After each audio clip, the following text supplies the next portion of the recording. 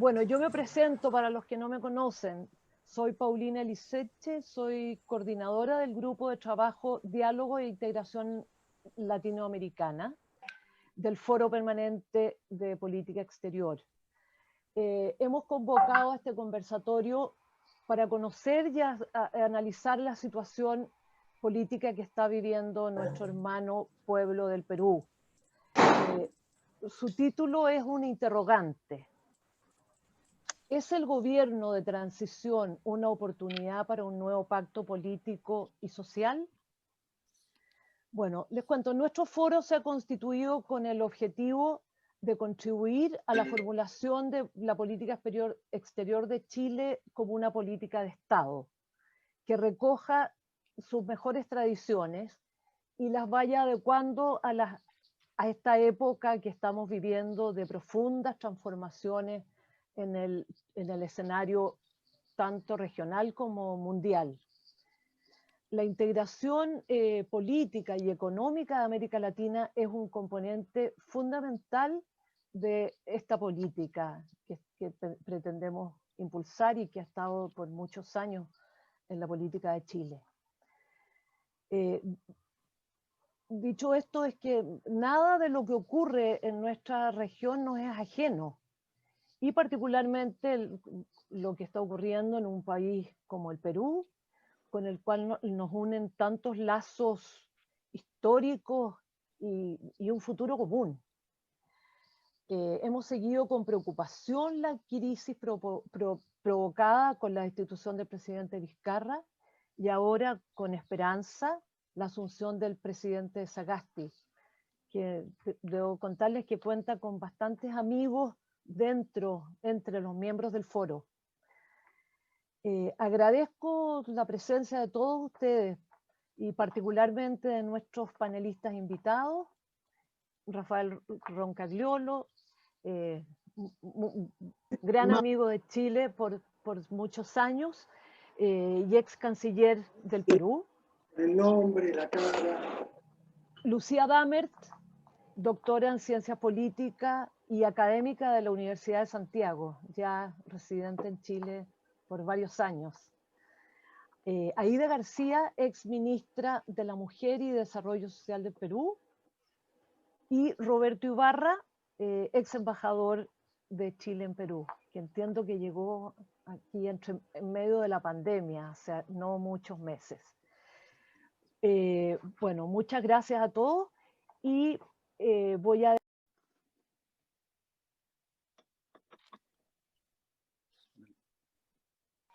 Paulina, te quedaste muda.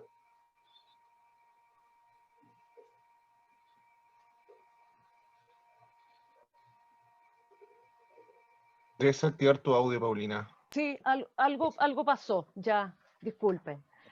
Bueno, les estaba diciendo que va a moderar el foro Marco Robledo, el panel, miembro del foro. Él es cientista político y profesor de la Universidad de Chile actualmente. Marcos, tienes la palabra. Es tuyo el micrófono y lo que viene.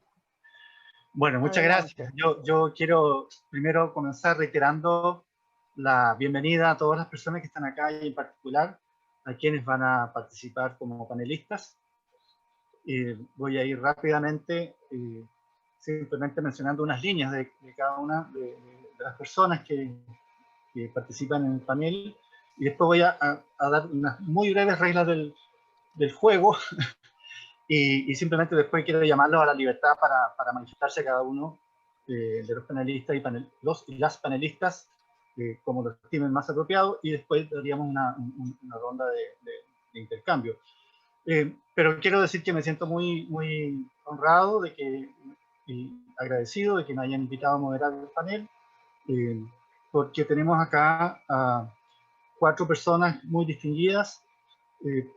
Rafael Roncagliolo ya fue presentado, él ha sido además canciller, ministro de Relaciones Exteriores y embajador del Perú en España. Yo solamente quisiera añadir que probablemente una de las personalidades políticas más distinguidas en este momento en Perú, y tiene una muy dilatada trayectoria como demócrata, tanto en la política como en el ejercicio del periodismo y los medios, y de la lucha por la transparencia en Perú.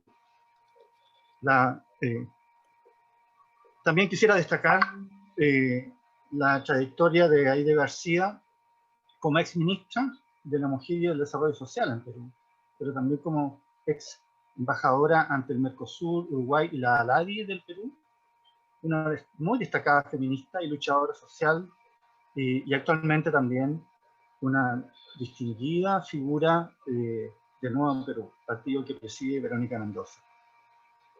Roberto Ibarra también tiene una trayectoria muy destacada. Ha sido un diplomático, una trayectoria que ha ganado un gran reconocimiento, y además de su responsabilidad como ex embajador de Chile en el Perú anteriormente, yo quisiera recordar también que ejerció una muy importante y muy atinada conducción como cónsul general de Chile en Bolivia. Esas fueron sus últimas dos destinaciones, pero yo quisiera destacar que ambas fueron desempeñadas con brillo por Roberto, y eso ha sido reconocido ampliamente. Lucía Damer también me parece que hoy día es una personalidad no solamente en Chile y en Perú, sino que es una personalidad en América Latina. La veo en todos los foros donde ellos me invitan de alguna forma, está Lucía. Y creo que se ha ganado un espacio de manera muy merecida por su talento, por su inteligencia. Entonces, bueno, ella está en este momento afiliada a la Universidad de Santiago de Chile, donde es profesora titular, es especialista en temas de seguridad y en temas internacionales, como doctora en ciencia política. Así que tenemos un panel realmente excepcional para analizar este momento histórico que se está viviendo en Perú. Es histórico no solamente por lo que está ocurriendo. Yo quisiera también señalar que este es el año del Bicentenario en Perú. El que viene es el año del Bicentenario, es un momento muy importante. Y entonces se ha abierto una etapa importante de cara al Bicentenario, y quisiera entonces dejar invitados a las personas que participan en el panel para reflexionar y también para compartir sus reflexiones hacia el resto de los latinoamericanos. Aquí hay amigos y hermanos argentinos, habemos chilenos, chilenas, pero esto es una conversación muy latinoamericana. Evidentemente hay cuestiones que están ocurriendo que son exclusivamente peruanas, pero hay otras que son comunes a todos en la región, incluso probablemente que que son reconocibles globalmente hoy día y que se ven en Perú también. Así que sin más, yo quisiera dar la palabra. Vamos a comenzar con Rafael Roncagliolo. Posteriormente le damos la palabra a Aide García. Finalmente a Roberto Ibarra. Y cerramos con Lucía Damer. La idea es que tengamos intervenciones de no más de 10 minutos inicialmente, para que podamos tener una reunión dinámica. Después de la primera ronda de intervenciones, vamos a abrir la palabra, el intercambio, a la conversación, y nuestro propósito es terminar en 1 hora y media, es decir, a las 8:30 de Santiago, 6:30 de Lima. Así es que, sin más, si les parece bien, le doy la palabra entonces a Rafael Roncagliolo. Rafael, muchas gracias. Muchas gracias a ti, Marcos. Es un placer compartir este panel con amigos muy queridos, como son todos los panelistas que estamos participando en esta reunión.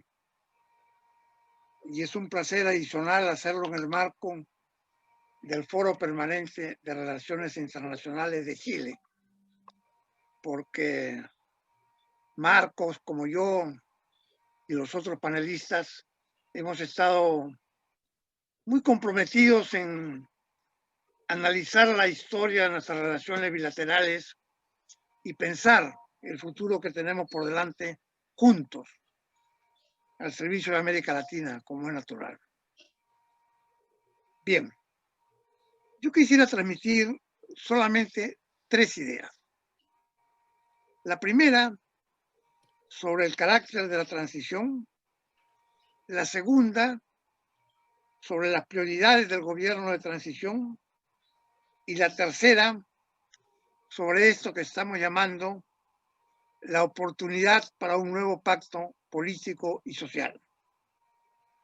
Primera, quisiera decir que aunque creo que todos estamos muy entusiasmados y alborozados con lo que estamos viviendo en el Perú, la situación es muy precaria,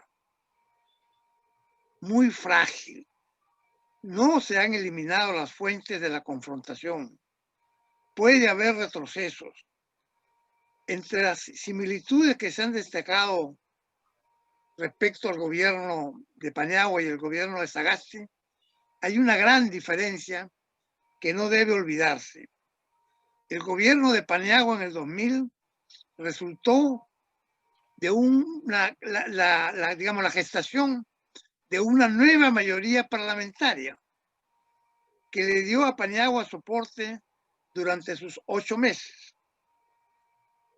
Sagasti, en cambio, ha sido elegido por una pues necesaria rendición provisional de la mayoría parlamentaria, pero no hay ninguna garantía de que esta mayoría, conformada por 8 de los 9 partidos existentes en el Congreso, no hay ninguna garantía de que no vuelva a la carga y a los zarpazos. Entonces, hay que apoyar esta transición precisamente porque tiene una cierta fragilidad inicial. Naturalmente, hemos salido de un lustro catastrófico. El Perú es un país sin partidos políticos. Las elecciones últimas en el 2016, las elecciones presidenciales últimas, fueron una elección en que no había alternativas. Los dos que pasaron a la segunda vuelta, Kuczynski y Keiko Fujimori, representaban lo mismo en cuanto a políticas públicas. Entonces la confrontación ha sido muy ácida, muy intensa, pero ha sido una confrontación entre el vacío, de pugnas personales, de insultos, de denuncias, pero no de contenido. Todo esto en un país que tiene como una espada de Damocles para cualquier gobierno la incapacidad moral permanente que permite al Congreso destituir a cualquier presidente simplemente con obtener una mayoría de 2/3 de los votos parlamentarios. Entonces, la gran pregunta sobre la transición es la siguiente. ¿Transición a qué? ¿A un gobierno electo que signifique más de lo mismo? ¿O a un nuevo ciclo político que coincida justamente con el bicentenario y que permita una refundación de la política y de la república? Ese es el verdadero dilema. Y no estamos seguros, aunque por supuesto yo soy de los que apuestan a la creación de este nuevo ciclo político con una política que se desligue del intercambio de prebendas y las coimbras. Segunda idea. ¿Cuáles son las prioridades del gobierno de transición? Yo creo que son 4. Su primera prioridad es subsistir, llegar a las elecciones del 11 de abril y llegar al cambio de gobierno del 28 de julio.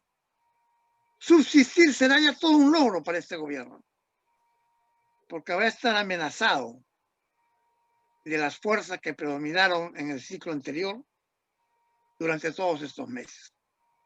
Segundo objetivo, realizar unas elecciones transparentes.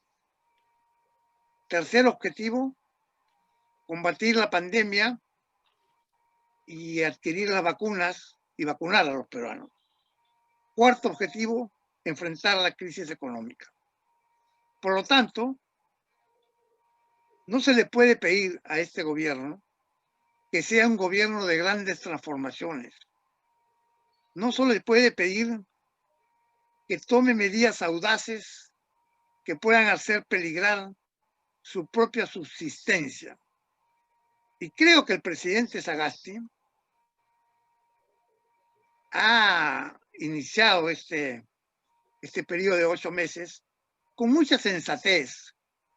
Ha buscado un gabinete de personas prominentes, cada una en su campo, para administrar bien este periodo y para cumplir los 4 objetivos que he mencionado antes.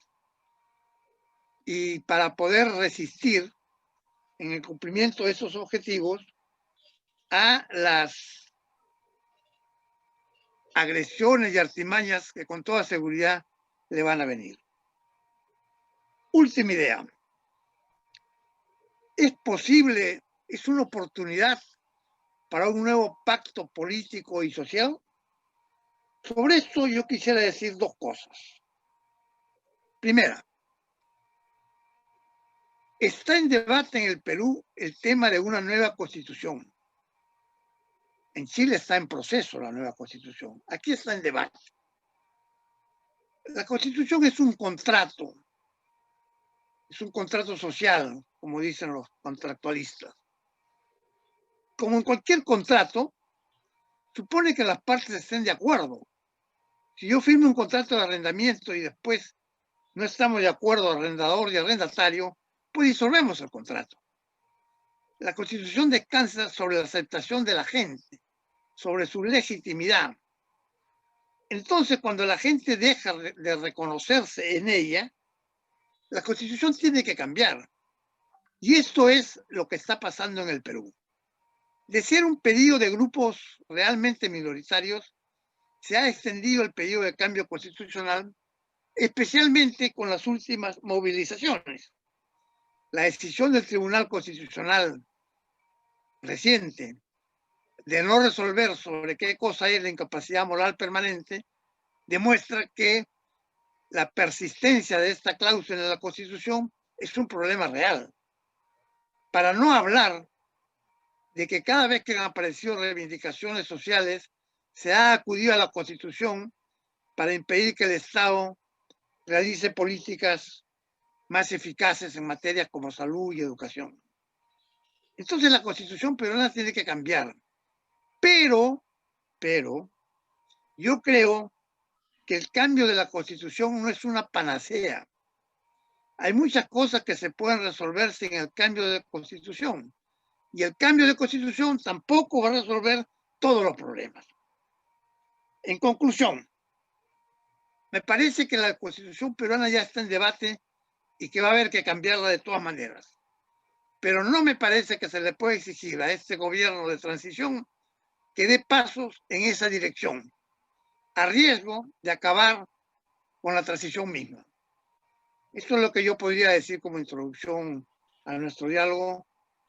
Creo que dentro de los 10 minutos que nos ha otorgado Marco. Muchas gracias.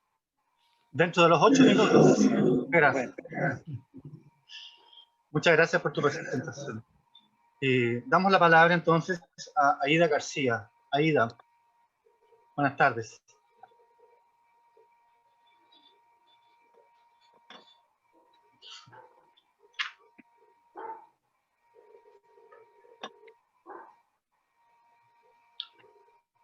Aló, buenas tardes, Aida García, ¿me escucha? No tiene activado el micrófono, por si acaso. Sí. ¿Cómo están? Muy buenas tardes. Es un gusto estar con todos ustedes, con todas. Un saludo especial y muy cariñoso a Rafael Roncayola, a todos los amigos que nos acompañan y amigas que nos acompañan desde allá, ¿no? A Roberto, a Lucía, por supuesto, y a Robledo, que tiene ahora la conducción y la moderación de este evento en que nos encontramos, ¿no? Tengo un afecto especial por Chile. Quizás me gustaría más decir que he sido parte de apoyo a los comités de solidaridad con Chile desde el 73 hasta el 90, desde el recibir al exilio chileno hasta despedir lo que fueron los comités del retorno. Así que un afecto especial, mi abuela chilena de Valparaíso, Así que tengo familia en Chile, tengo muchas relaciones, tengo muchos afectos, tengo muchos cariños. Nos invitan a este conversatorio y como bien nos dicen en la introducción, efectivamente no hay una afirmación en la propuesta, sino hay una pregunta. Si es el gobierno de transición una oportunidad para un nuevo pacto político y social. Indudablemente sería un lugar común decir que toda crisis es una oportunidad. Así que podríamos un poco avanzar más bien en definir las características de esta crisis y definir lo que nosotros vemos como una oportunidad, como un desafío, como un reto que se nos plantea en estos momentos, ¿no? Lo primero que tendríamos que señalar es que no estamos ante una crisis de coyuntura. Eso es lo primero que tenemos que afirmar. Estamos ante una crisis política ya de larga data y que nosotros la caracterizamos como una crisis sistémica, como una crisis incluso del propio modelo en general. Crisis que se ha venido profundizando. El resultado de lo que tenemos hoy día, es decir, 4 presidentes en 4 años, 2 congresos en 4 años, 3 presidentes en una semana, un mandatario usurpador de 5 días, efectivamente no es la expresión de una coyuntura, es la expresión indudablemente de una crisis más profunda. ¿Cómo podríamos caracterizar esa crisis más profunda? Yo me atrevería a señalar 6 principales elementos sin que en esto se cierre el análisis de esta crisis, pero efectivamente podríamos señalar lo siguiente, ¿no? El debilitamiento de las instituciones del Estado, el gobierno central, los gobiernos subnacionales, el Congreso de la República, el Poder Judicial, el Ministerio Público y el propio Poder Ejecutivo. Es decir, nosotros caracterizaríamos estos como un momento, con un momento destituyente, como un momento de agotamiento de lo que es la expresión del conjunto de la representación política nacional en el Perú. Esto es lo primero que diría. Lo segundo, estamos también indudablemente ante una crisis de los partidos políticos, una inafección o una más bien desafección de la población en relación a la política, y estas movilizaciones, no solamente las de esta semana, sino también las de todo el año pasado y las que se han producido desde la primera vacancia planteada Kuczynski, que fue tempranamente ya en diciembre del 2017. Es decir, estamos hablando de un gobierno que juramentó en julio del 2016 y ya en diciembre estaba planteada la primera vacancia, Pedro Pablo Kuczynski. Estamos ante un cuarto pedido de vacancia. Entonces, esto nos habla indudablemente de ese debilitamiento de los partidos, de esa crisis de representación, de esa desafección que tiene la política y el rechazo de la población a la política y a los políticos en general. Lo tercero, diría que estamos ante acciones políticas vinculadas también dentro de la política al clientelismo, al asistencialismo, acciones de prebenda en la práctica cotidiana, en las organizaciones políticas y en las organizaciones sociales. Esto es un proceso que se viene dando durante décadas. No es un proceso que se da ahora en esa coyuntura, ni tampoco con el inicio del gobierno de Pablo Kuczynski. Un cuarto elemento que marca efectivamente no solamente este ciclo político, sino que marca a la República, es la corrupción generalizada, que indudablemente se ha agudizado en ese periodo en los contratos del Estado, a nivel local, a nivel regional, a nivel nacional, con las empresas privadas, y que comprometen al conjunto de los presidentes de la República, que efectivamente están en una situación diversa en términos de materia judicial, penal y civil, pero que efectivamente están marcados por procesos de corrupción, y de esto no se escapó tampoco Martín Vizcarra, ¿no? Lo quinto, efectivamente, que el periodo político ha estado marcado por el escándalo del caso de Lava Jato, que ha afectado gravemente al Perú, y como un elemento sexto, sin que estos sean todos los elementos, por supuesto, pero por razones de tiempo solamente estoy señalando 6, estamos ante una fragmentación social también, en donde el espacio local hay un debilitamiento de los sectores organizados Quizás solamente para poner un ejemplo, yo vengo también del sector laboral, solamente el 6% es la tasa de afiliación sindical, el 6% en el sector privado y entre el 7 y el 8% en el sector público. El sector público tiene bastante más porque esto está vinculado a la afiliación masiva del magisterio y afiliación masiva del sector salud, que serían los dos grandes componentes a nivel estatal.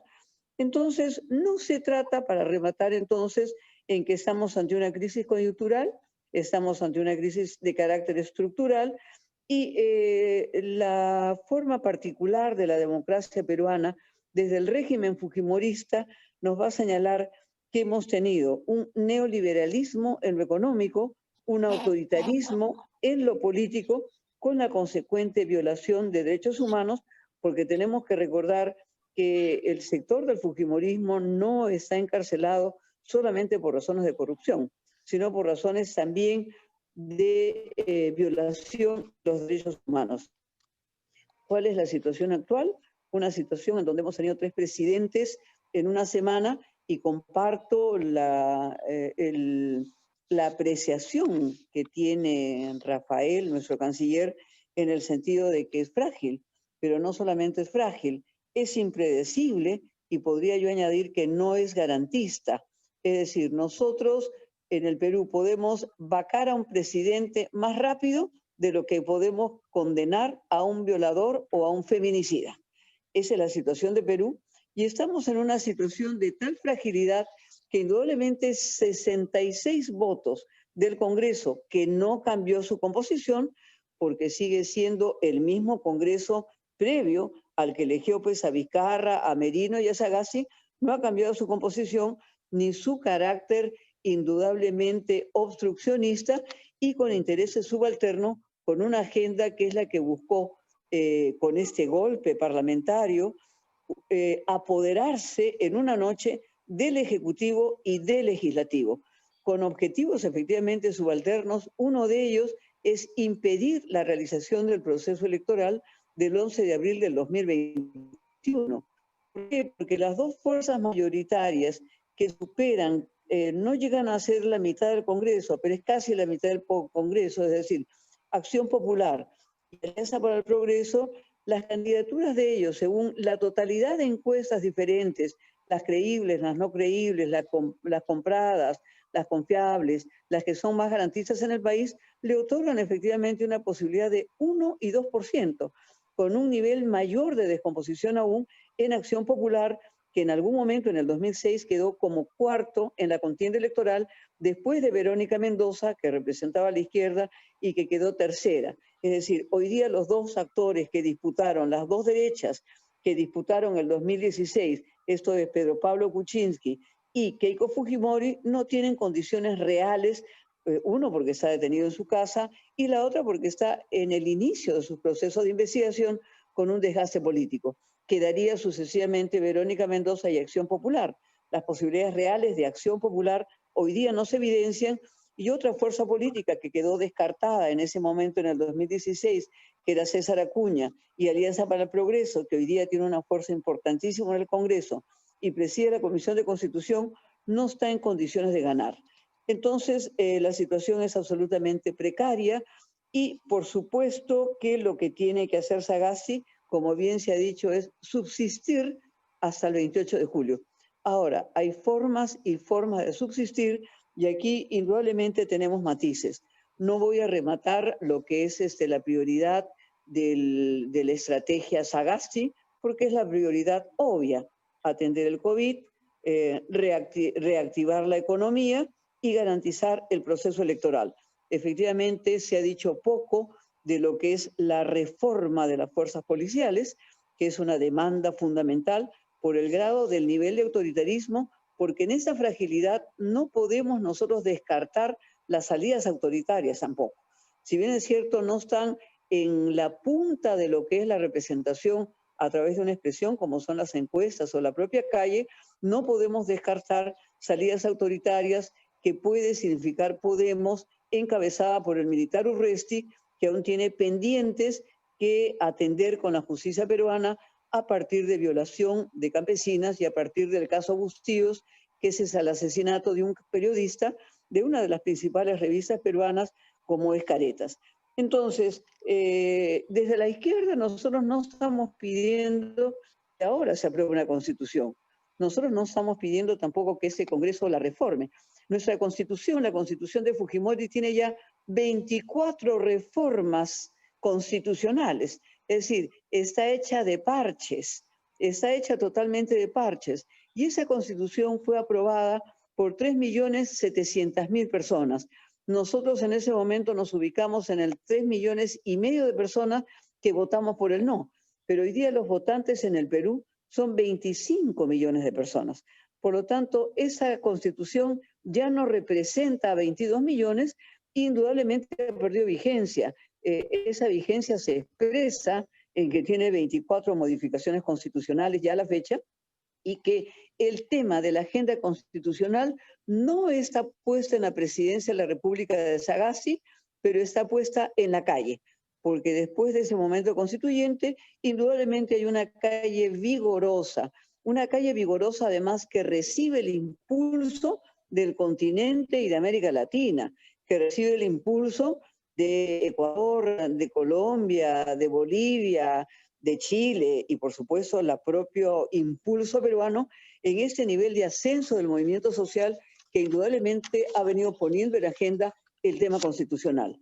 Yo quiero decir que el contrato social está agotado y que efectivamente habrá un momento constituyente.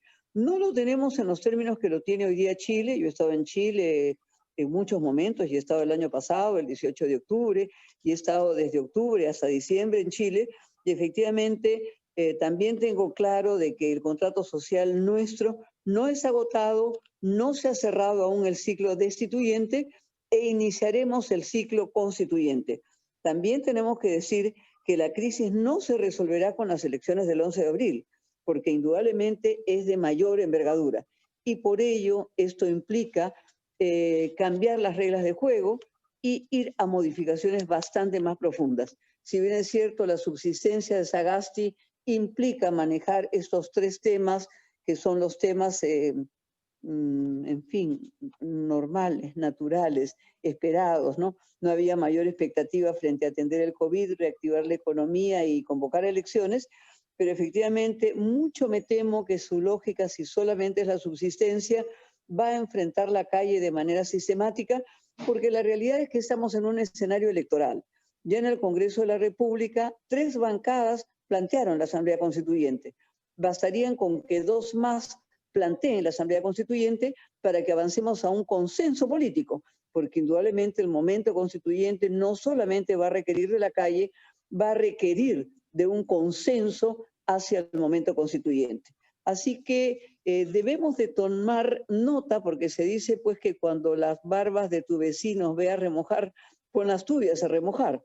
No sé si es exactamente el refrán así, pero así como en Chile se dijo que no eran los 30 pesos, sino los 30 años de neoliberalismo, en las calles de Lima y de todo el Perú, porque se han movilizado los distritos, las provincias, las regiones y la capital, estableciendo según las encuestadoras un nivel de movilización de 3 millones, vemos en los carteles decir que no era Merino, sino era el neoliberalismo. Y luego se ha dicho que no era Vizcarra, era el neoliberalismo. Mucho me temo que también se va a decir no es Sagasti, era el neoliberalismo. Ahí me quedo. Muchísimas gracias. Muchas gracias, Aida. Agradecemos mucho la intervención, muy interesante. Seguimos rápidamente, antes de abrir la conversación, y damos la palabra entonces a Roberto Ibarra.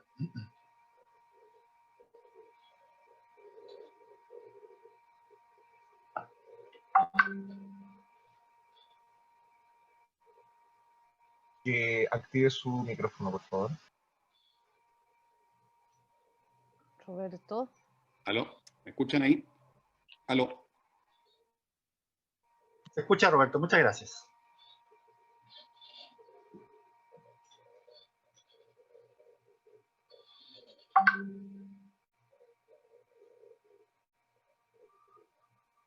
Algo pasó, parece, con la... Se le cayó la conexión señal, de Roberto. parece. Parece que se le cayó la señal. Iniciar el audio. Ahí. Ahora, ahí. Ahí lo ven, sí. escuchan.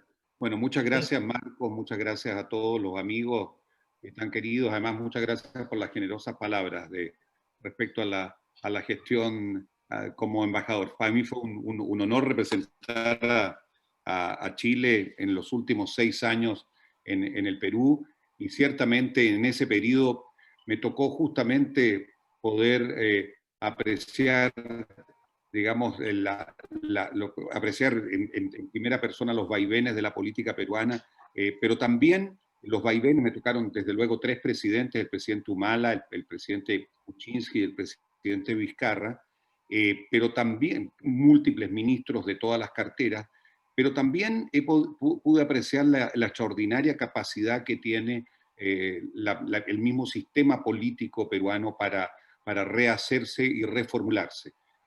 Creo que el Perú acaba de salir de una de sus peores crisis. Yo no recuerdo, por lo menos en los tiempos recientes, una crisis de tal magnitud, que ya ha sido descrita acá abundantemente, pero el resultado es tremendamente sorprendente: el poder lograr en tan poco tiempo buscar una solución alternativa y escoger, de acuerdo a lo que he podido recoger transversalmente de tantos amigos peruanos, poder escoger eso tal vez al mejor como presidente de la República en un momento tan delicado, revela también una capacidad de sobrevivencia y de sobreponerse a situaciones complejas muy, muy notable. Dicho esto, creo que nosotros ciertamente en Chile podemos apreciar la posibilidad del Perú de llegar hasta el año 21, hasta las elecciones, con un buen conductor, con un gabinete que apreciamos también muy compuesto por gente muy competente, gente que tiene experiencia en el servicio público y gente sobre todo, que no tiene un perfil político demasiado manifiesto, digamos, demasiado militante.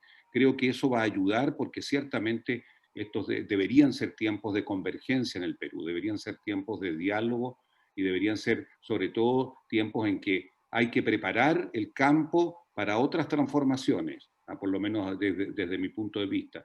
Creo que concuerdo plenamente con Rafael, es que ciertamente no están dadas las condiciones.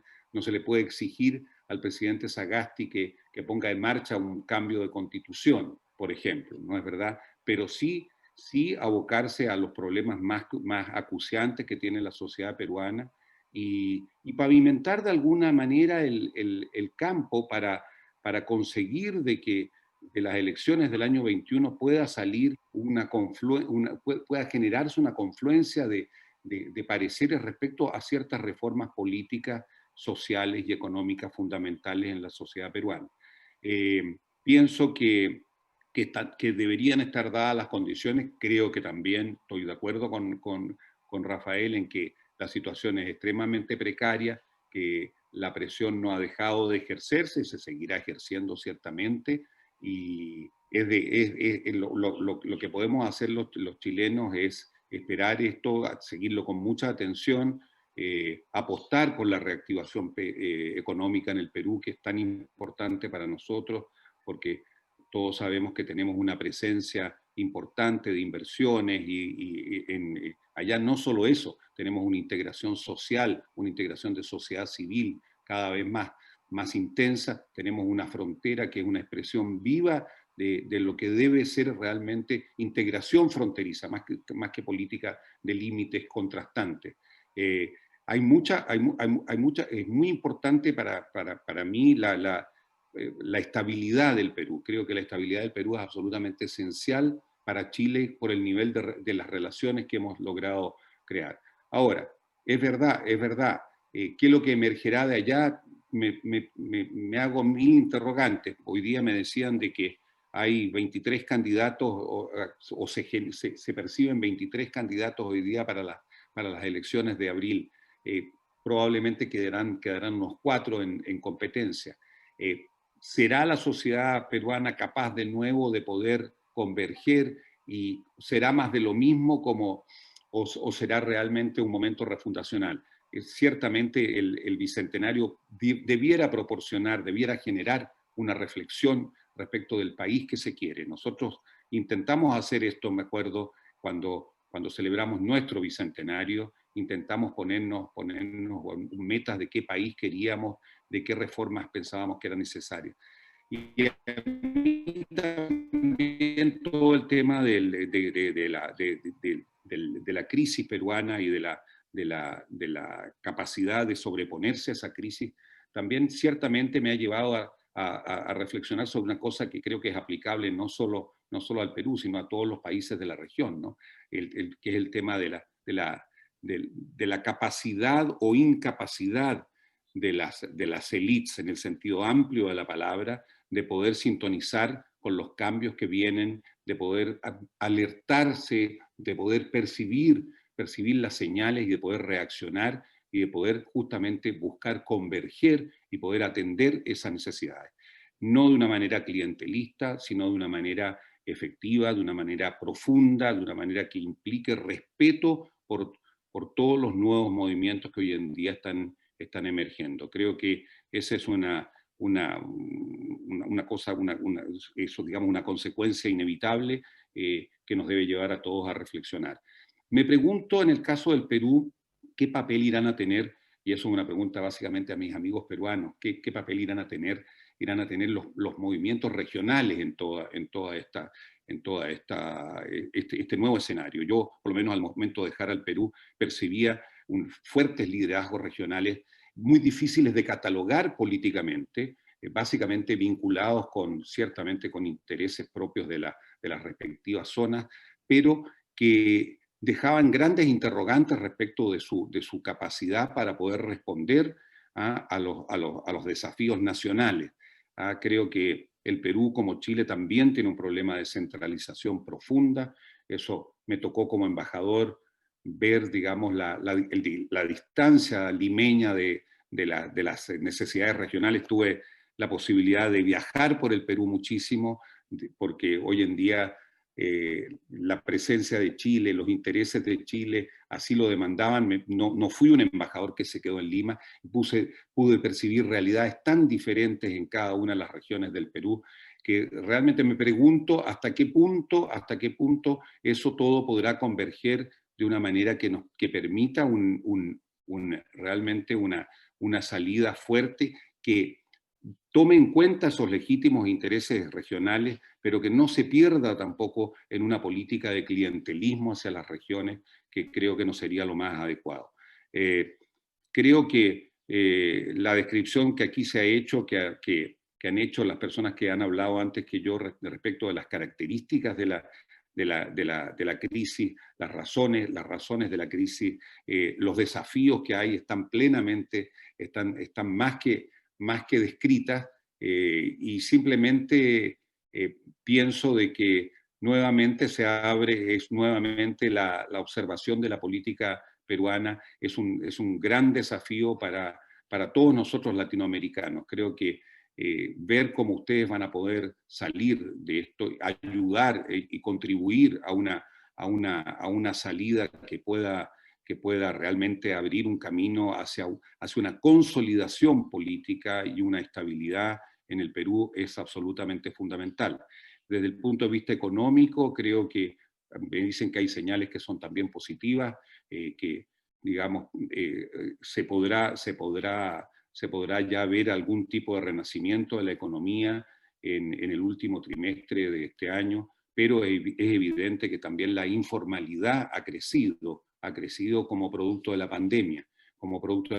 Ese también es un enorme desafío que hay que afrontar, y no solo afrontarlo ustedes, también nosotros en Chile nos hemos percibido cómo la informalidad era tal vez bastante mayor queríamos creer. Y así es que, bueno, no me extiendo más, señor moderador, en este momento, para poder participar más adelante. Muchas gracias. Muchas gracias, Roberto. Creo que vamos avanzando ahí en la configuración de la conversación. Vamos a ir rápidamente con Lucía y después entonces vamos a iniciar el intercambio. Muchas gracias. Lucía. Sí, Bueno, gracias Marcos, a todos y todas. Es para mí un gusto ver a Mocha, por supuesto a Rafael Roncayolo, amigos no solamente de mi familia de tantos años.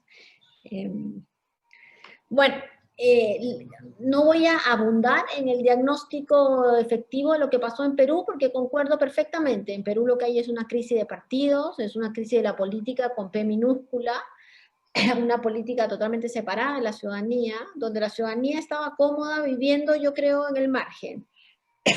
Siempre se dijo que la política peruana era como la música que uno tiene en el ascensor, que en realidad no le cambia mucho la vida a nadie, y que los políticos más o menos organizaban su vida mientras la ciudadanía sobrevivía. El peruano no espera nada del Estado. Eso lo dicen prácticamente todos los investigadores. Pero creo yo, pero esto a medida de hipótesis, creo yo que lo que los peruanos han vivido los últimos 8 meses ha sido un golpe profundo de evidenciar que cuando el Estado no funciona, cuando el Estado está corrompido y está ordenado a través de intereses individuales y personales, finalmente sí te impacta como ciudadano, sí te impacta cuando llega la pandemia y resulta que los hospitales no tienen oxígeno, o resulta que Fujimori le dio el oxígeno a 2 empresas cercanas que después lo único que hicieron totalmente desreguladamente fue el negocio de la venta de oxígeno. O sí te impacta cuando tienes que irte a un encierro y resulta que las escuelas públicas no tienen ni una infraestructura para enfrentar lo que significa dar un mínimo de cobertura. La educación pública se está dando por televisión en Perú, ¿cierto? Entonces, esa situación, que también se ve en Chile, pero de una forma distinta, porque en Chile sí hay una expectativa sobre el rol del Estado. En Chile la gente sí está pidiendo el bono, la gente sí está pidiendo, es muy interesante yo creo esa comparación, lo que a pesar de ser Chile, digamos, de donde sale el modelo neoliberal, uno podría mirar cómo el reclamo ciudadano respecto al rol del Estado era fundamentalmente distinto. Y creo que el COVID, o la COVID como dicen, trae al peruano promedio, pero principalmente a los jóvenes, les trae la percepción que efectivamente lo que han vivido en los últimos meses, que es que sus padres perdieron el empleo, se les murió algún abuelo, ellos no pueden ir a estudiar porque no tienen cómo pagar, es parte, digamos, de una consecuencia de lo que es la política, ¿no? Y creo que esa es una realización muy importante para tratar de entender lo que puede pasar. Y en ese sentido lo que yo quisiera es tratar de avanzar como en un mundo más en paralelo, porque además, claro, todo el mundo se pregunta si la protesta fue llevada de Chile para Perú o el tema constituyente, y quisiera mencionar varias cosas. Primero, respecto a la protesta, o lo que se llama la calle, ¿no? Súper preocupante, pero a la vez interesante que en los 2 países la protesta carece de representantes institucionales de los partidos. Son los jóvenes, en el caso peruano, los otaku, los K-popers, los grupos más insólitos que además han sacado comunicados. ¿Ah? Acá también, en Chile, tal vez un poco más organizados en algunos sectores, pero efectivamente son jóvenes que podrían salir en la calle nuevamente, pero también podrían bajar su intensidad en el reclamo. Yo creo que esa parte habría que por lo menos tomarla en cuenta. Son jóvenes que no se llaman a sí mismos como de izquierda, ni de centro izquierda. Son jóvenes que tienen desafíos, que tienen preocupaciones, que mucha de la centroizquierda latinoamericana jamás, o por lo menos en los últimos 20 años, ni siquiera ha tomado en cuenta. Las diversidades sexuales, el veganismo, el animalismo, las tribus urbanas. Digo, ahí hay un mundo de necesidades que también en el caso peruano se vieron, digamos, en las múltiples pancartas que había en la calle, no tanto como acá, pero también, digamos, representados.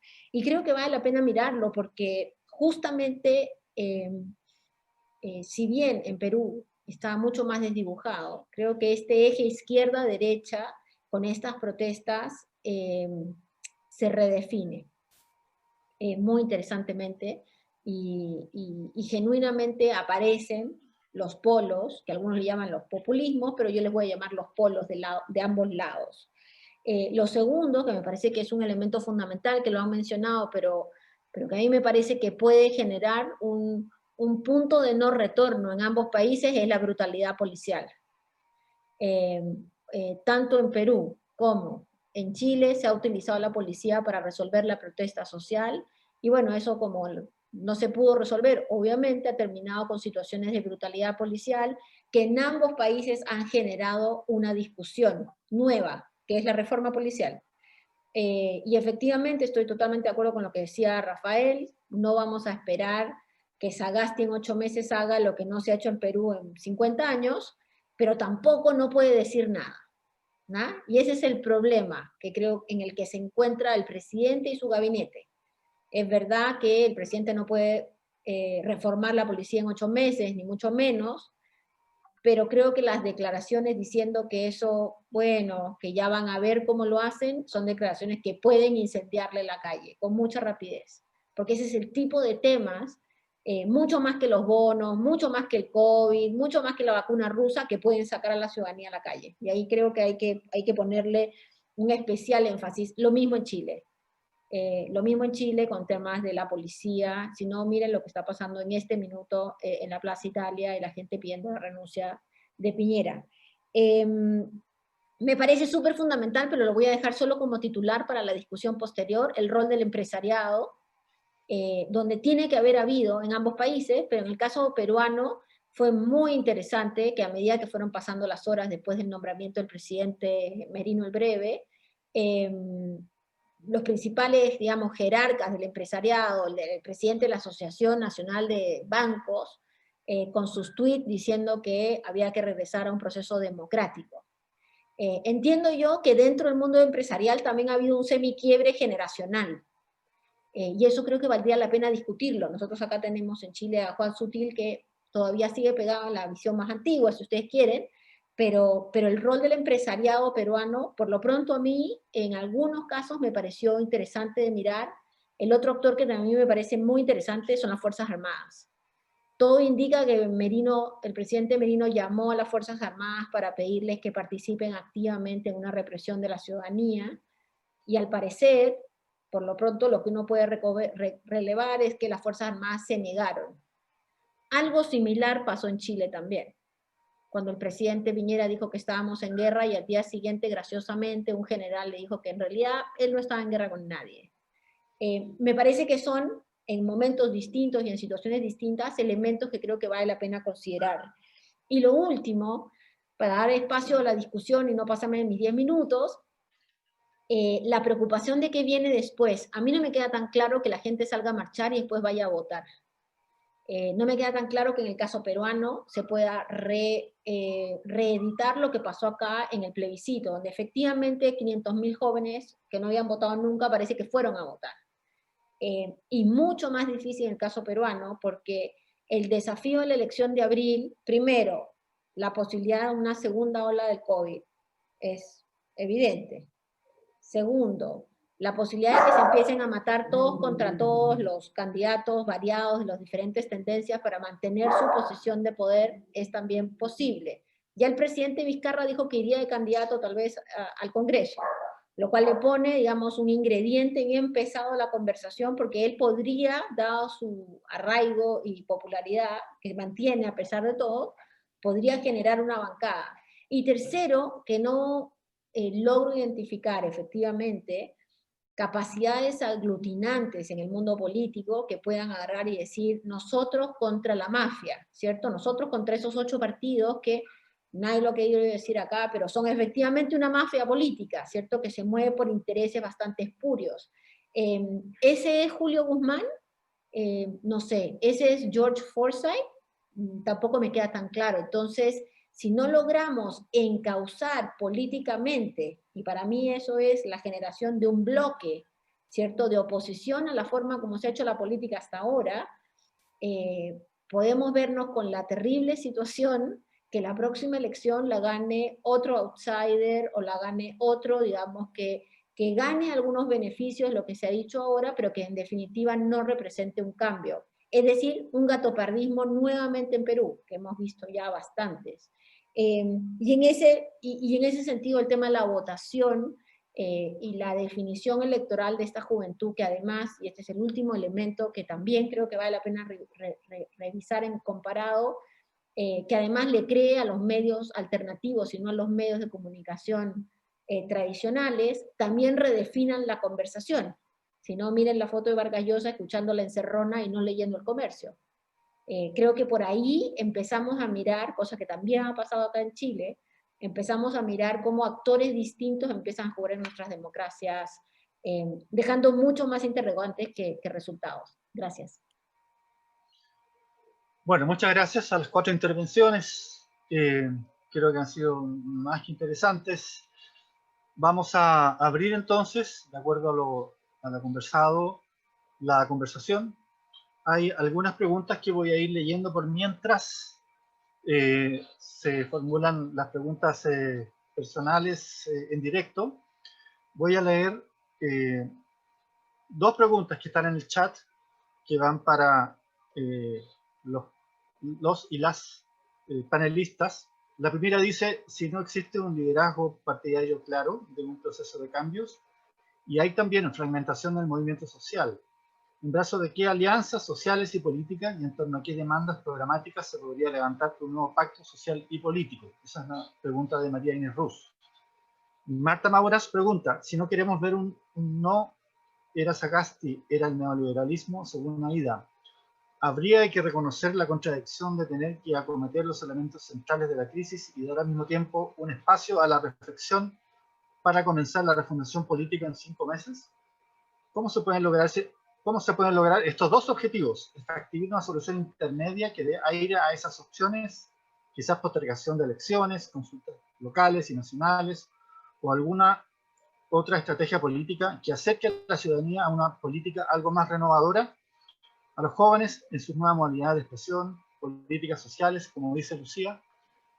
Muy bien, voy a tomar inicialmente entonces 2 preguntas iniciales, adicionales a las 2 que ya están planteadas, y vamos a hacer una ronda inicial con las y los panelistas. Raúl, tiene la palabra. Debe activar audio, por favor. Raúl Adar, por favor. Tienen que activar el audio.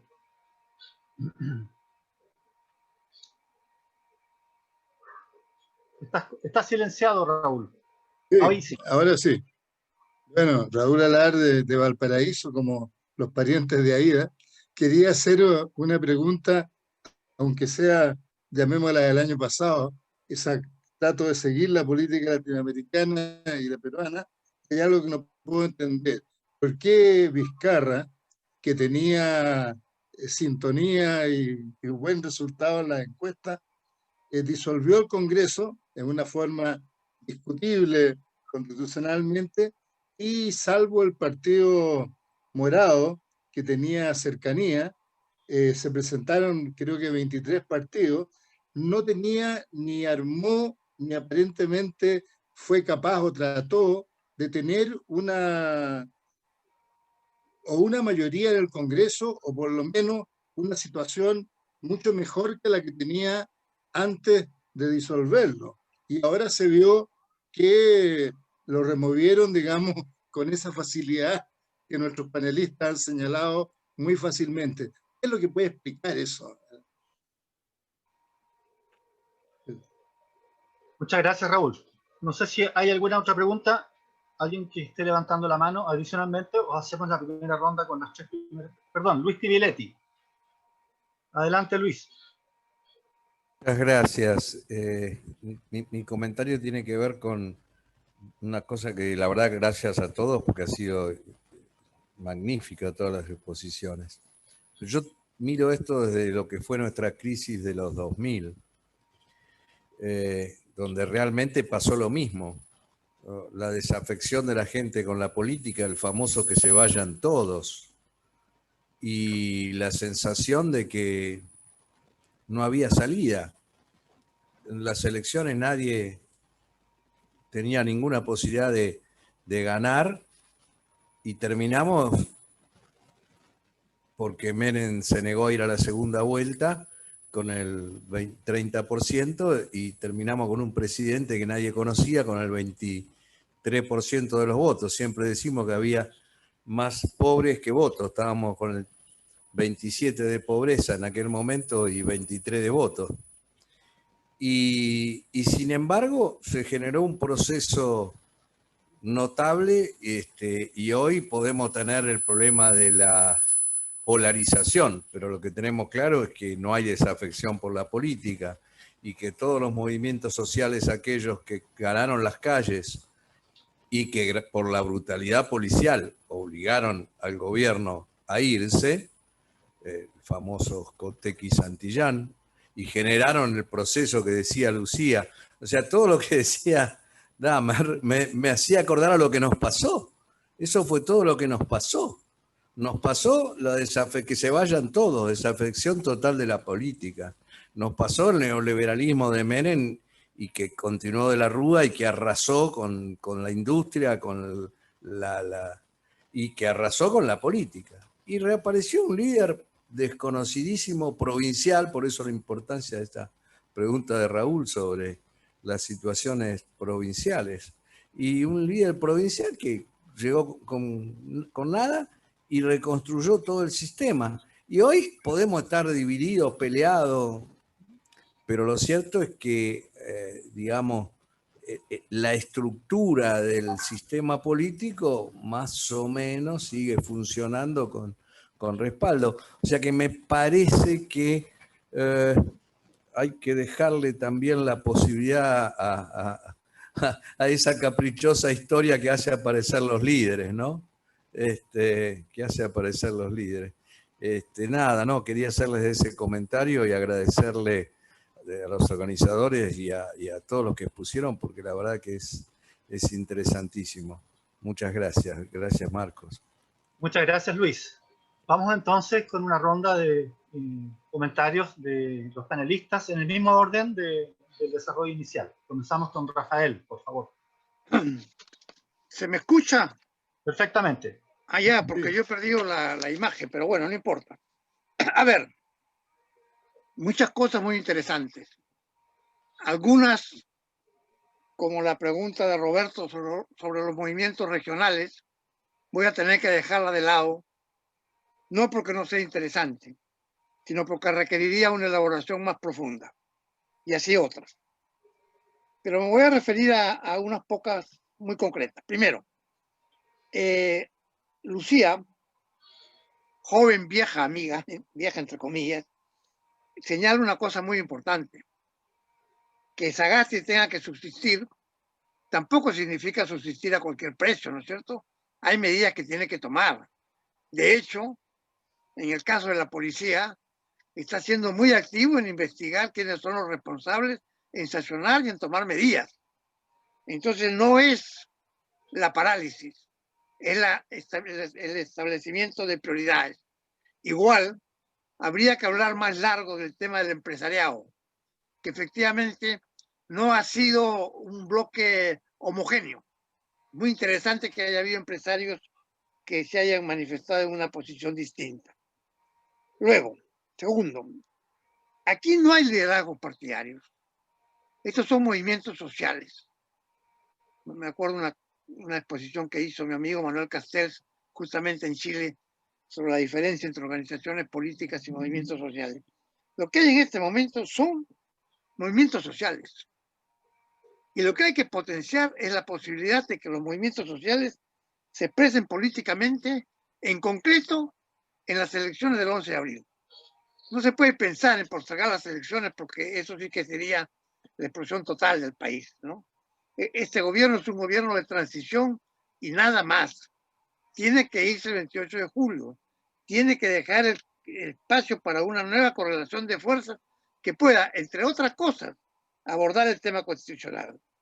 Por último, la pregunta sobre por qué Vizcarra no organizó su propia fuerza política es una pregunta que nos hacemos todos y que yo no estoy en condiciones de responder porque no soy Martín Vizcarra ni estoy de acuerdo con lo que dijo.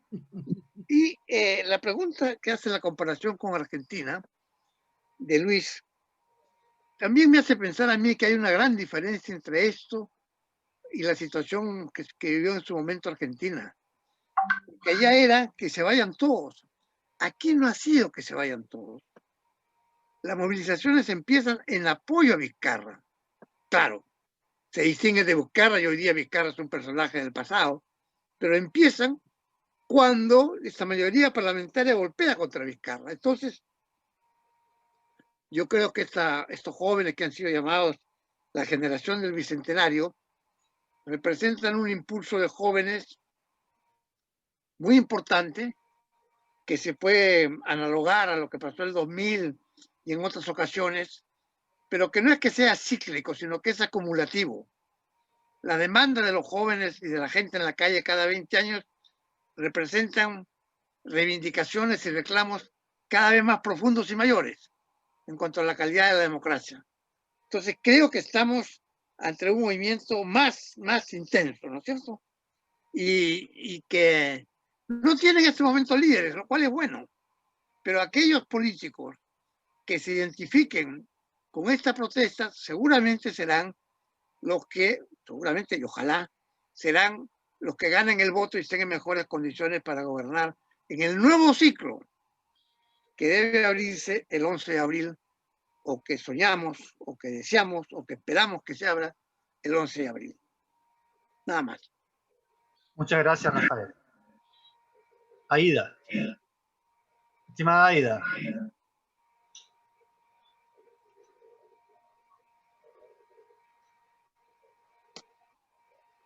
Estimada Aida. Sí. No sé si estás... estamos en la ronda de... ¿Se escucha ya? Perfectamente. Perfecto. Estamos en un local, en un club, porque estoy en una actividad de otro tipo. En fin, han apagado las luces. Lo que no han apagado son las ideas. Así que, en fin, atenderemos. La debilidad de Vizcarra es un tema, efectivamente, en donde es difícil, como dice Rafa, dar una respuesta, porque nosotros mismos tenemos muchas interrogantes.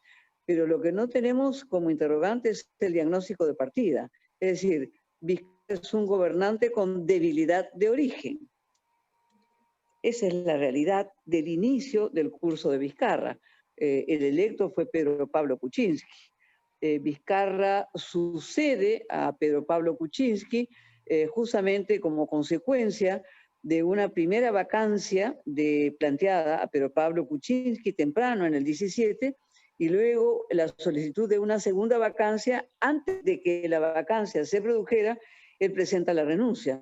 Es así que un 21 de marzo del 2018 Vizcarra asume. Nosotros nos preguntamos el 9 de noviembre, yo estaba en Bolivia, invitada por la Asamblea Plurinacional a la juramentación de mando de Arce y Choquehuanca. Y esa era la gran pregunta, porque llamamos a diferentes personas básicamente vinculadas al Partido Morado, que se considera el partido oficialista, el partido de Vizcarra, para preguntar qué iba a hacer Vizcarra, porque Vizcarra tenía, en primer lugar, una calle que en el 90% estaba en contra de la vacancia, y sale del gobierno con un reconocimiento a favor de Vizcarra de 60%. Sin embargo, no fue capaz de apelar por segunda vez al Tribunal Constitucional para efectivamente establecer garantías, porque indudablemente se estaba produciendo un golpe y se estaba violentando la Constitución, porque, digamos, ninguna de las causales de vacancia eran aplicables. Uno se pregunta, indudablemente, si los actos de corrupción de los que se acusa, sin que hasta la fecha efectivamente tengamos resultados, tuvieron un peso para entregar prontamente el gobierno y efectivamente dejar de ser afectado con lo que era una ofensiva que indudablemente ya lo había colocado contra la pared, porque estábamos ante diferentes testigos que declaraban haber recibido coimas que eran entregadas para el presidente Vizcarra. Entonces, Vizcarra no llega con un partido, Vizcarra no llega con una bancada, la bancada de Pedro Pablo Kuczynski se disuelve prontamente, tan así es que una bancada que se llamó PPK, a partir de la sigla del nombre del presidente, para que veamos el grado de personificación de la política en el Perú, dejó de llamarse PPK y se comenzó a llamar Contigo. Antiguamente se llamaba Perú Más. Es decir, en 3 años hemos tenido también 3 nombres diferentes de la propia bancada. Entonces Vizcarra no contaba con ninguno de esos elementos a su favor, justamente caracterizando que es un gobierno con debilidad de origen. Es un elemento nuevo en el escenario electoral que Vizcarra ahora pretende hacer la cabeza de una lista, de un partido en el que jamás militó. Sí, no deja de ser sorprendente porque indudablemente mueve el tablero electoral porque es un presidente que sale con alta popularidad, pero resulta lamentable. Una persona que ha abogado por una reforma política, por la constitución y la inscripción de nuevos partidos, por el establecimiento de una reforma electoral que señala cómo efectivamente debe constituirse un nuevo partido y efectivamente se va a acoger a un vientre de alquiler. Es una pésima lectura acogerse a un vientre de alquiler porque nos evidencia efectivamente qué deuda se está pagando Vizcarra, que necesita de la inmunidad parlamentaria que le dará el Congreso para autoprotegerse de las acusaciones que ya están en curso en relación, digamos, a los temas de corrupción que lo involucran. Entonces, este es un verdadero problema para el Perú y indudablemente solamente aporta más inestabilidad. Los vacadores, con Merino a la cabeza, están planteando en estos momentos que el Partido Morado se retire de la contienda. En tanto, Sagasti no ha sido retirada de la plancha presidencial del Partido Morado, con lo cual también se desestabiliza la cancha, en donde uno no puede dejar de imaginar la posibilidad de que incluso para que perviva el Partido Morado, efectivamente tengan que sacrificar a Sagasti en el sentido de que no pueda permanecer en el cargo que está, para que el Partido Morado pudiese tener viabilidad. Yo comparto lo que se ha dicho en el sentido también de que no estamos ante el eje izquierda-derecha, y es más, las campañas en el Perú no están siendo manejadas en el eje izquierda-derecha. Más bien, lo que se evidencia en el Perú, cuando hemos caracterizado ese nivel de movilización de los diferentes, de las juventudes de diferentes edades que se han movilizado, porque si bien es cierto, hay una emergencia muy importante de los jóvenes, como se produjo del 97 al 2000, cuando fue la lucha contra Fujimori, se repite la escena 97-2000. Por supuesto que sí, pero están ahora los influencers, los tiktokers, los animalistas, los veganos, las feministas, los trans, las diversidades están en la calle. Entonces estamos ante una confrontación en realidad élite-ciudadanía, ¿no? Estamos ante una nueva forma de esa confrontación que no es la clásica confrontación izquierda-derecha y efectivamente no la estamos viendo así, ni diseñamos una estrategia electoral en ese sentido, ¿no? Comparto lo que se ha dicho para ser justa con el presidente Sagasti, que tiene todas las credenciales democráticas, profesionales y académicas que el Perú requeriría para ese momento, indudablemente que sí, y por supuesto que se ha planteado hacer investigaciones.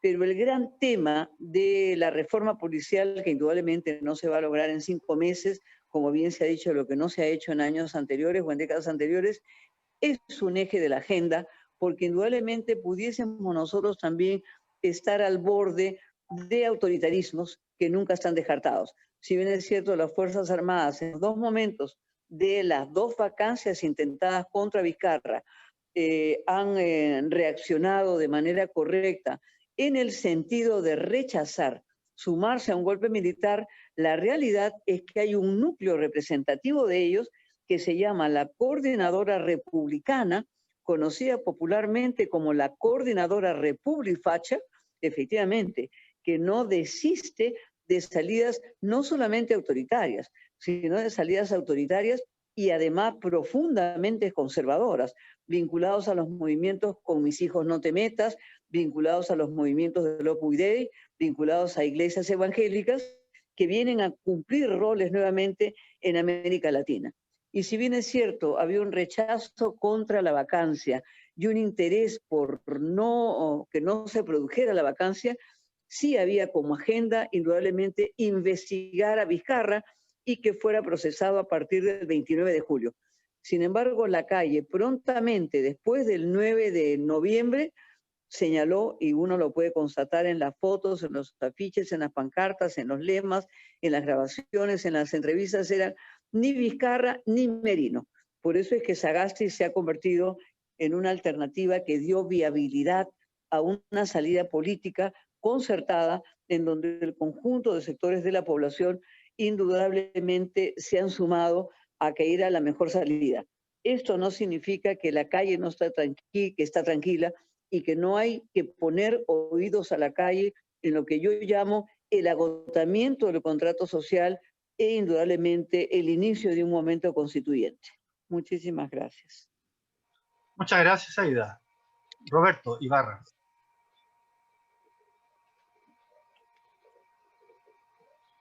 Estás mudo, Roberto. Tienes que encender el micrófono.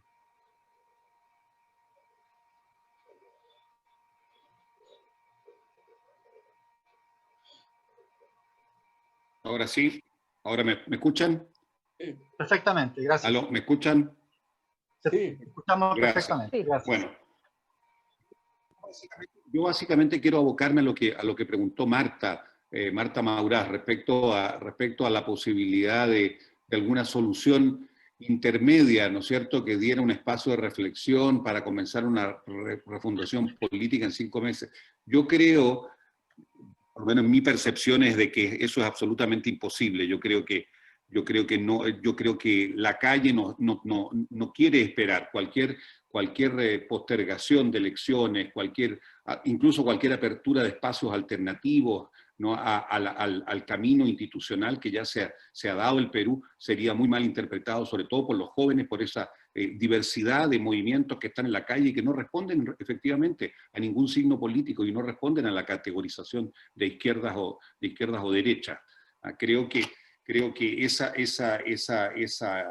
necesidad de incorporarse, esa necesidad de participar, se va a tener que expresar finalmente en ir a las urnas o no ir. Creo que Lucía también planteaba una cosa muy importante.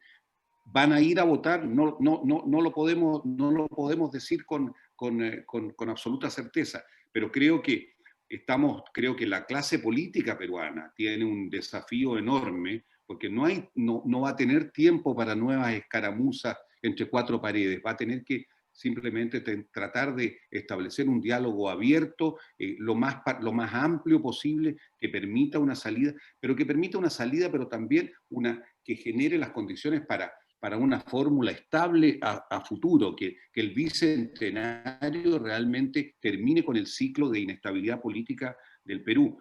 Yo creo que si no lo hace una población que está ya muy abrumada por los efectos de la pandemia, que ha estado encerrada durante tanto tiempo, ahora está abriendo, está en una apertura, pero con la posibilidad de un lockdown después del verano también muy cierta, donde se ha abierto la economía en definitiva, y esa es una economía informal, donde la gente que no sale a trabajar simplemente no come. Eso es caldo de cultivo para cualquier iluminado de cualquier signo que pueda generar una situación todavía más inestable de la que se quiere remediar.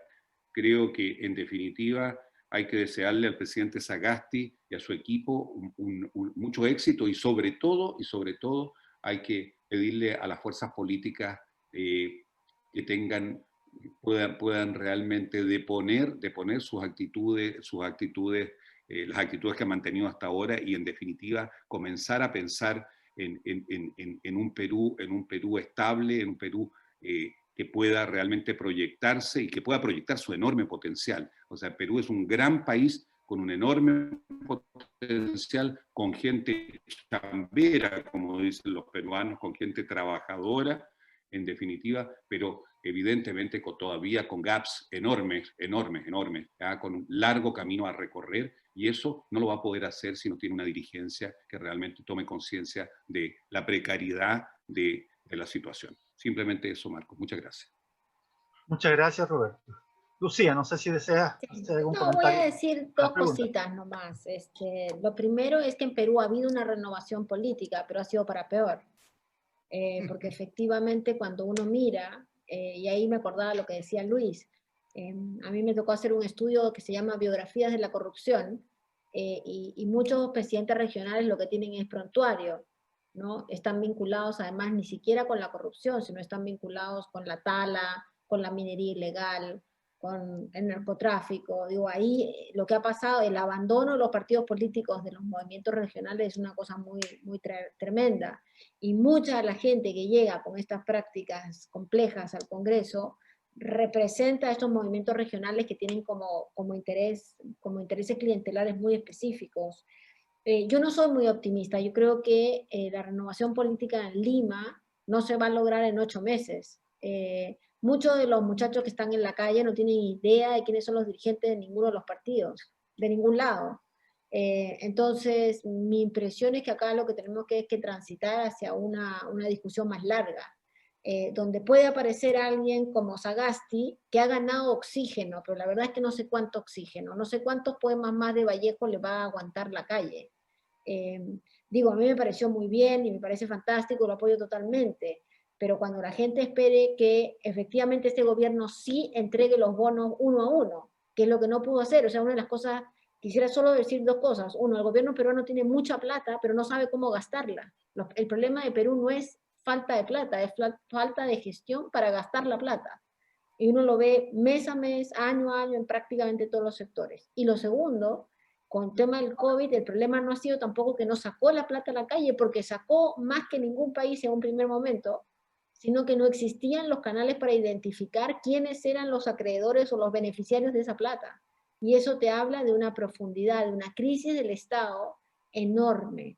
Y por ende acá creo bien, digamos, sin duda, así como en Chile se tiene que reescribir un nuevo contrato social, pero va a ser un proceso, creo yo, bastante más turbulento y bastante más largo de lo que uno podría mirar hoy día.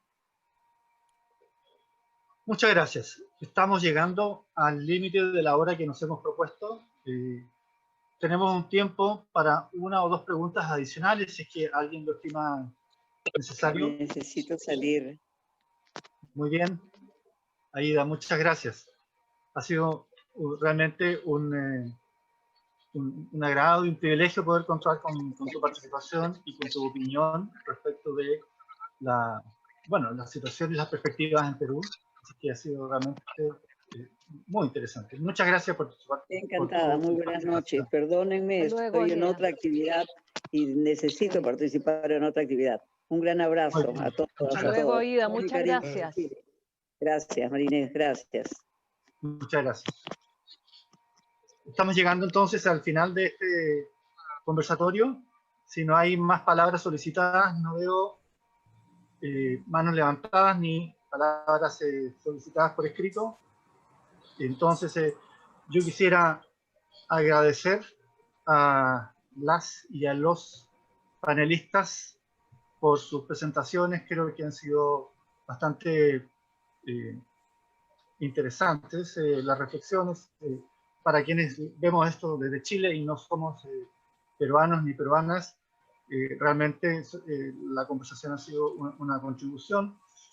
Claramente, me ha parecido además muy interesante el comentario de Luis Tibiletti, planteando esto como un desafío para la política, ¿no? En Argentina, ahora en Perú, ahora en Chile, los desafíos para la política están ahí, están servidos ahí arriba de la mesa, y la gente no espera.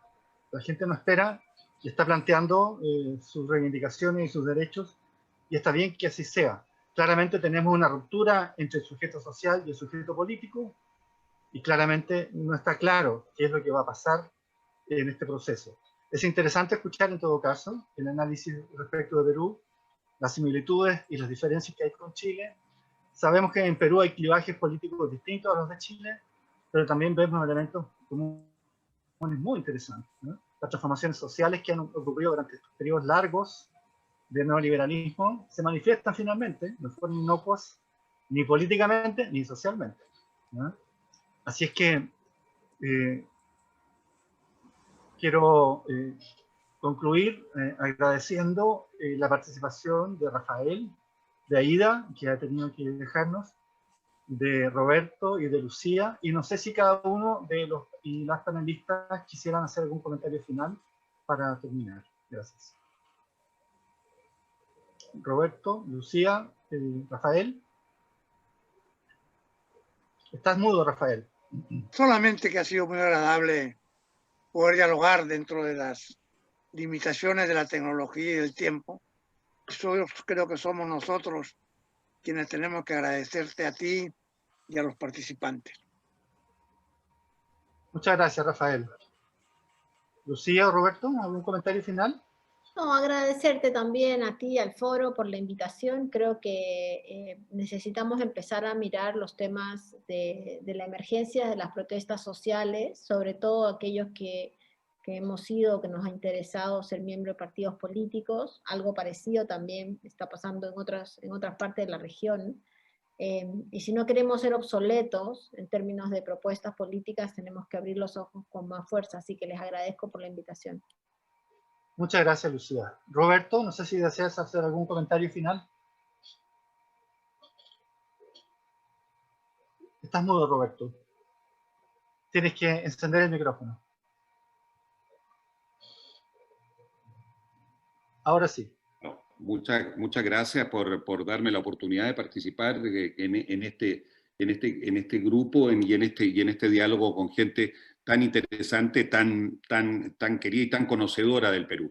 Yo desde luego he intentado dar la perspectiva de quien vivió ahí y que fue siempre un observador, un testigo privilegiado de todo lo que sucede, pero profundamente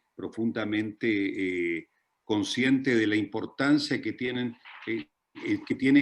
la interacción entre los procesos que se están viviendo en el continente y que como se ha señalado acá, tiene tantos elementos comunes ciertamente muy diferentes. Yo creo que los casos de Chile tienen contextos diferentes, los contextos muy diferentes y tienen algunas similitudes, ciertamente. Quiero simplemente decir una cosa que lo dejo como reflexión para el grupo. Otro elemento que se me pasó antes, que las protestas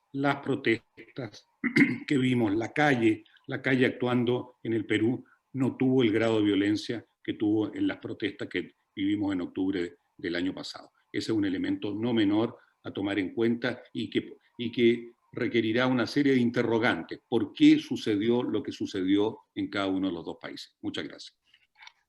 Muchas gracias, Roberto. Marcos. Bueno, Paulina, Marcos, por favor. ¿me permites Adelante. un minuto? Quisiera dar las excusas porque Juan Somavía, que es el presidente de nuestro foro, quería decir unas palabras finales para agradecer y despedirse, pero le falló, le hizo una mala jugada a la tecnología, así que se tuvo que salir y no pudo volver a entrar. Y me pidió que por favor lo disculpara, que les agradeciera y además que les contara tanto a nuestros panelistas como a toda la gente que ha acudido a la invitación de participar y escuchar en este panel, de que el foro está haciendo distintas actividades, pero hay actividades centrales de una vez al mes en que estamos invitando y haciéndolas con distintas instituciones y estamos invitando tan abiertas a la comunidad latinoamericana y mundial incluso. Así que quería transmitirles esto y bueno, yo como parte del grupo de trabajo del diálogo e integración latinoamericana, les agradezco muchísimo a nuestros panelistas que han acudido a nuestra invitación y a todos los que han participado. Así que muy buenas tardes y muchas gracias nuevamente. Muy bien, pues. Gracias a todas las personas que han participado y a nombre del foro, les agradecemos nuevamente y nos despedimos hasta una próxima oportunidad. Muchas gracias. Gracias muchas a ustedes. Gracias, Rafael. Muchas gracias, Lucía. Muchas gracias a todos. Muchas gracias a ustedes, Marco. Muy amable. Chao, muchas gracias, chao. Marcos. Chao, Lucía. Gracias. Hasta pronto. Muchas Chao, gracias. Chao. Gracias a todos. Hasta luego. Gracias, Marcos.